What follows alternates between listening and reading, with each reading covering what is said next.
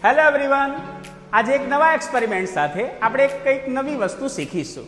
મિત્રો, રોજબરોજની અંદર ઘણા પ્રવાહીઓ એવા છે કે જે એકબીજાની અંદર ભળી જતા હોય છે.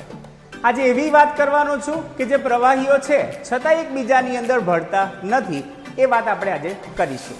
મિત્રો, તમે જોઈ શકો છો કે મારી જોડે જુદા જુદા 3 પ્રવાહીઓ છે. નીચેની બાજુ પ્રવાહી મધ ભરેલું છે, વચ્ચેની બાજુનો પ્રવાહી ગ્લિસરીન ભરેલું છે, સૌથી ઉપરના ભાગનું પ્રવાહી એ પાણી છે.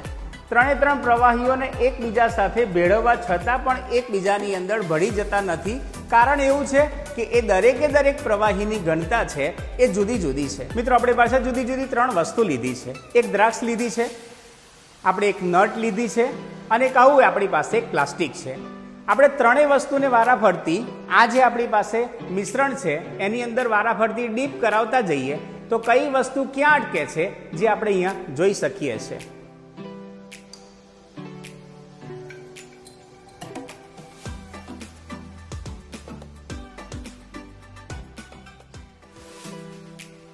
મિત્રો, આનું કારણ એ મારા બીજા વિડીયોમાં છે.